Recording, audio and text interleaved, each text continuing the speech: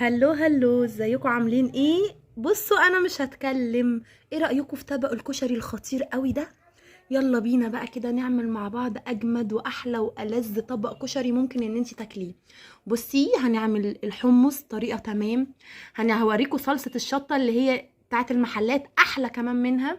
الدقة على طريقتي، طريقة مميزة جدا. العيش التوست، بصوا المنظر خطير. يلا بينا كده نوريكم التكات بتاعتي فيه. ويلا بينا نعمل مع بعض الجمال ده كله. ايه رأيكم؟ قد ايه اصلا انا وانا بصور من قبل ما اكل جعت. الشكل مغري جدا. فيلا بينا كده اعرفكم طريقته واحدة واحدة. يلا بينا. بصوا الشطة، بصوا الدقة، بصوا الحمص.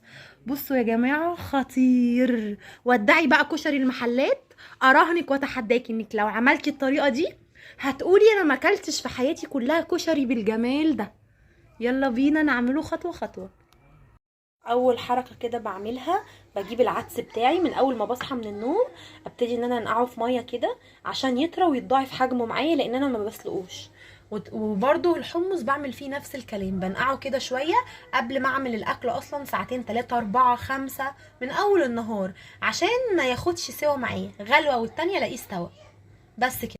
تاني بقى حاجة هعملها التقلية بقى بتاعت الكشري زي ما بيقولوا، البصل المقرمش دوت. هبتدي ان انا اعمل فيه ايه زي ما انتوا شايفين. انا جايبه بصلتين كبار كده مقطعاهم سلايس، وابتدي ان انا احط عليهم كمية كده من الملح كبيرة. الملح هو اللي بينشفه. وابتدي ان انا اقلبه كده كويس في الملح بتاعي زي ما انتوا شايفين. وهعمل ايه بقى؟ هجيب كده حلة او طاسة على النار، واحط فيها كمية من الزيت محترمة. يلا بينا. زي ما قلت لكم كده، جبت حله على النار، حطيت فيها كميه من الزيت، وانزل كده بالبصل بتاعي اللي انا حاطه عليه كميه من الملح حلوه، يعني ممكن معلقه كبيره من الملح. هو بالنسبه لي البصل ده اكتر حاجه بتاخد وقت في الكشري بتاعي. طبعا هيقعد معايا على النار شويه لحد ما ياخد اللون المكرمل اللي احنا بنحبه ده كلنا. هبتدي بقى انا معليه عليه النار، وايدي يا جماعه مش سايباه. فاهمين؟ هفضل ان انا اقلب فيه كده عشان ما يتلسعش من حته لحته تانية. وانا بعمله كده هو على عين، هفتح بقى العين التانية ونعمل صلصه الكشري مع بعض. حطيت كده شويه زيت في الحله بتاعتي، ودي عندي بصلايه كده انا دعكاها بالملح والفلفل والبهار. هبتدي ان انا اقلب فيها كده شويه لحد ما تبتدي انها تصفر معايا زي ما انتوا شايفين. هبتدي ان انا اقلب في البصله بتاعتي لحد ما تصفر كده، والناحيه التانية اهو البصل بيتحمر زي ما قلت لكم، ايدي فيه مش سايباه، كل شويه افضل اقلب فيه كده. البصله بتاعتي ابتدت انها تصفر كده، هنزل بقى ايه بثلاث كده فصوص ثوم مفرومين، وابتدي ان انا اقلب فيهم كويس لحد ما ريحه الثوم تطلع وياخد اللون كده ويتحمر معايا. خلاص كده ابتدى ان هو اتحمر خلاص معايا. هبتدي ان انا اعمل بقى ايه دلوقتي؟ كشري يبقى خل. هطش كده طشه خل. بعد بقى ما طشيت الخل كده، هنزل بقى بعصير الطماطم بتاعي، انا ضرباه في الخلاط مع قرن فلفل احمر.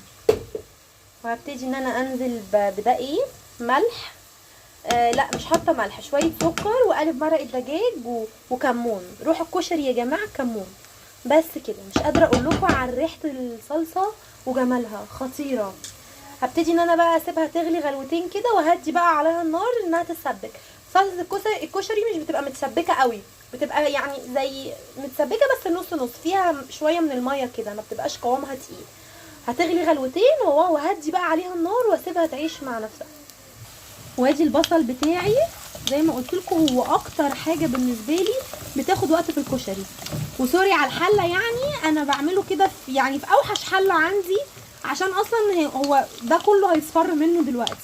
فانا بحط بصراحه اوحش حله للتحمير وللحاجات دي عشان ما بوظش بقيه الحلل بتاعتي.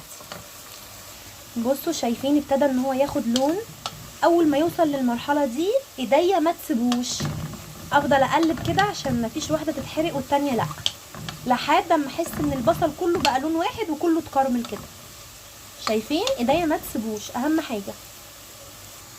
خلاص يا جماعه، شايفين بالنسبه لي هو كده خلاص اتعمل، مش عايزاه ياخد لون اكتر من كده. اهو جايبه ورق طبق عليه مناديل، هطلعه كده واوريكم شكله بعد ما طلع شكله. بصوا ادي اهو البصل بعد ما طلعته، شايفين الخرفشه مقرمش جدا وحلو قوي. هسيبه بقى اركنه على جنب لحد اما اخلص بقيت خطوات الكشري بتاعي. والزيت اللي انا كنت بحمر فيه البصل دوت مش هرميه يا جماعه، هوريكم دلوقتي هنستخدمه في بقيه عمايل الكشري. تعالوا بقى نعمل كده الحمص برده سوا. انا حطيته على النار اهو بميته، ودي عندي بصلايه دعكاها كده بشويه بهارات وملح وفلفل، وعندي فصين كده توم مفرومين، وعندي قالب مرق الدجاج كده. بعد بقى ما حطيت كل اللي انا قلت لكم عليه كده هقلبهم واغطيه بقى واسيبه. اول ما يبتدي ان هو يغلي ههدي بقى عليه النار واسيبه يستوي على نار هاديه. الحمص من الحاجات ان لما تعلي عليها النار ما بتستويش، لازم يستوي على نار هاديه عشان ما يغيبش في السوا معايا.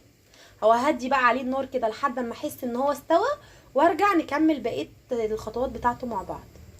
وادي الصلصه بتاعتي خلاص. انا زي ما قلت لكم مش عايزاها انها تتسبك قوي، بالنسبه لي القوام ده حلو جدا، فخلاص حدقتها كده وظبطت الملح بتاعها وهطفي بقى عليها.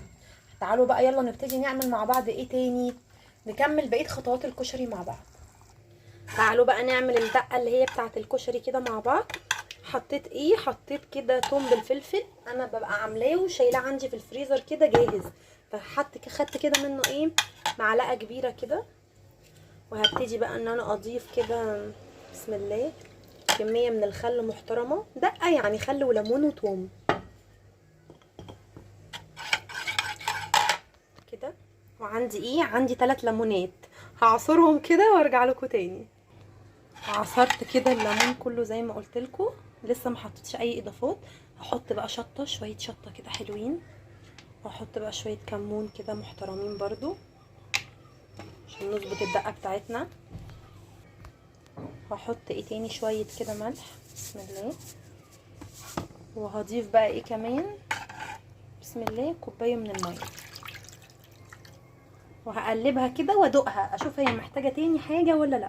ظبطت كده الملح بتاعها وخلاص، ما ضفتلهاش اي حاجه تاني. بالنسبه لي انا بحب الدقه يبقى طعم الليمون فيها كده واضح قوي هو والخل عشان تظبط الكشري بتاعي. طيب هعمل ايه دلوقتي؟ خلاص بقى انا هركنها على جنب كده لحد ما نيجي نجهز بقيه الاكل. طيب عايزاها انتي سخنه سخنيها على النار او في الميكرويف مفيش مشكله. انا بالنسبه لي مش بسخنها، انا اصلا الاكل بيبقى كله سخن فما بتفرقش معايا قوي. في المحلات بتاعه الشارع بتبقى سخنه ليه؟ عشان اساسا بيحط لك الكشري بارد، فهو دي وهي والصلصه اللي بتسخنه. اكلك سخن مش هتحتاجي انها تبقى سخنه اصلا. برضو عايزه تسخنيها سخنيها. هركنها بقى على جنب ويلا نعمل الشطه بتاعه الكشري. تعالوا بقى نعمل كده الشطه بتاعه الكشري. انا عملت ايه دلوقتي؟ خدت شويه زيت من اللي انا محمره فيه البصل بتاعي، ما احنا مش هنرميه حرام. واحط كده كميه من الشطه كده محترمه بسم الله. هبتدي ان انا اقلبها في الزيت كويس جدا لحد ما ريحتها كده تطلع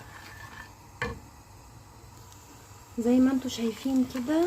الشطه بتغلي اهو في قلب الزيت وريحتها خلاص قربت تخنقني. هبتدي ان انا اعمل ايه؟ اضيف كده قشطه بالخل، واروح حاطه كبشه من الصلصه بتاعتي، كبشتين كده.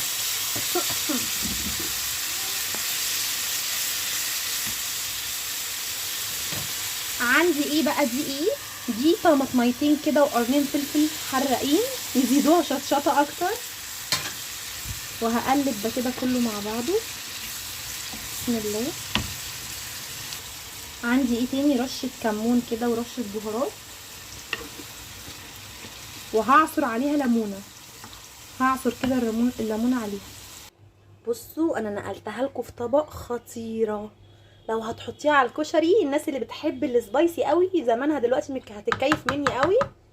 بصوا انا عاملاها على طريقه مامتي، بصراحه طريقه الكشري دي كلها على طريقه ماما، ربنا يخليها يا رب ليا ويديها الصحه كده.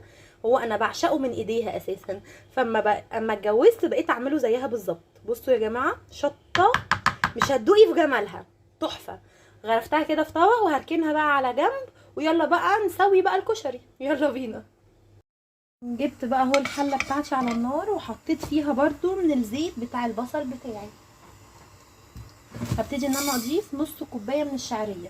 جماعه انا هعمل الكميه دي هي 3 اطباق، طبقين ويتبقى طبقين كبار، عشان انا ما بحبش الكشري انه يتبقى، انا بحب شكله بايت، فبعمل على قدي يعني، على قدي، احنا عيله صغيره فبعمل على قدي بس انا وجوزي يعني. فهو الكميه دي بتعملي طبقين كبار وبيتبقى منهم يعني. دي عندي كده نص كوبايه من الشعريه، هبتدي ان انا احمرها تاخد اللون الذهبي كده معايا. خلاص زي ما انتم شايفين كده لونها اتحمر وابتدى حلو ان هو حلو معايا. هشيلها بقى من الحله، ارفعها من الحله كده واشيل الشعريه على جنب. بعد ما رفعت الشعريه كده من على النار زي ما قلت لكم، جبت هي نفس الحله، حطيت فيها 3 كوبايات من الميه، وابتدي ان انا اضيف كده بسم الله. ضفت العدس بتاعي، العدس ده بتاعي يعني يعتبر تمن عدس، عشان زي ما قلت لكم اعمل الكميه اللي انا محتاجاها، بس انا مش عايزه كتير. هبتدي ان انا اضيف له شويه بهارات، شويه كمون، شويه ملح، قالب مرق الدجاج حلو قوي كده، كمان فص من الثوم كده مفروم. تمام. هبتدي ان انا اعمل تاني كبشه كده من البصل اللي انا عاملاه للكشري بتاعي، شويه كده حلوين. بسم الله. هسيبهم بقى دلوقتي العدس بتاعي ياخد غلوه واحده كده على النار، هيغلي وياخد غلوه كده، ونكمل بقيه الخطوات مع بعض. عقبال ما العدس ياخد كده غلوتين، انا فتحت بقى على الحمص استوى بقى تمام معايا.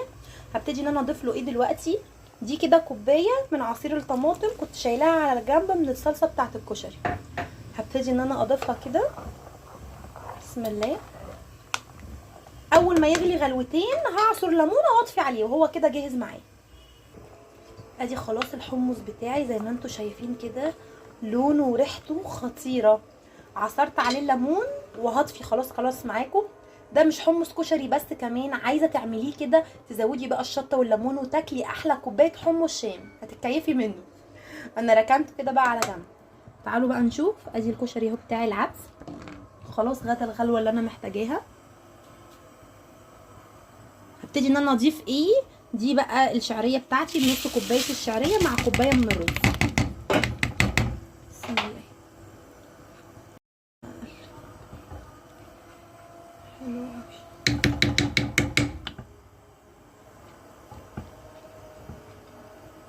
هغطي بقى النار عليه واسيبه يغلي غلوه، وهدي النار خالص لحد اما الميه بتاعته تتشرب معايا.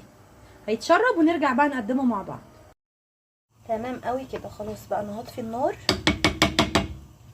ونغرفه بقى مع بعض. عملت انا بسلق المكرونه اهي، حاطه شويه سباكيتي على شويه مكرونه من الصغيره، بس مش عايزه اطول عليكم في الفيديو يعني. هطلعها بقى وتستوي وتطلع، ونبتدي بقى ان احنا نغرف ونقدم الكشري مع بعض. يلا بقى كده نبتدي ان احنا نغرفه مع بعض. بسم الله. عندي اول حاجه الرز بالعدس بالشعريه، شايفينه طالع مفلفل ازاي، ولا معجن ولا اي حاجه، ومستوي صح ومظبوط. ابتدي ان انا اغرفه كده. بعد كده ابتدي ان انا اعمل احط كده بقى شويه من المكرونه. انا بحب الكشري عليه مكرونه كتير، وزي ما قلت لكم انا سالقه نوعين مكرونه، الصغيره واللي هي الاسباجيتي. كده كفايه. بعد ما ضفت كده المكرونه هبتدي ان انا اضيف بقى الصلصه كده بتاعتي. بسم الله. بصي اجمد طبق كشري هتاكليه، مظبوط والتست بتاعه حلو جدا. وبعد كده بقى هضيف هضيف كده البصل المكرمل بتاعي. شايفين قليه من بدري جدا يا جماعه، ولا طري ولا لونه دبل كده ولا اي حاجه، مقرمش وحلو جدا. بعد ما ضفت كده البصل المكرمل بتاعي هبتدي ان انا بقى اضيف الحمص. اظن يا جماعه يعني ان الطبق شكله بيتكلم، خطير. بصوا جربوه هيعجبكم قوي. عملت معاكم النهارده احلى واطعم طبق كشري. هستناكم تجربوه وتقولوا لي رايكم فيه وهستنى الكومنتات بتاعتكم اللي بتفرحني جدا. لو اول مره تتفرجي على الفيديو بتاعي ما تنسيش تعملي لايك وسبسكرايب للقناه وتفعلي الجرس عشان يوصلك كل جديد. باي باي.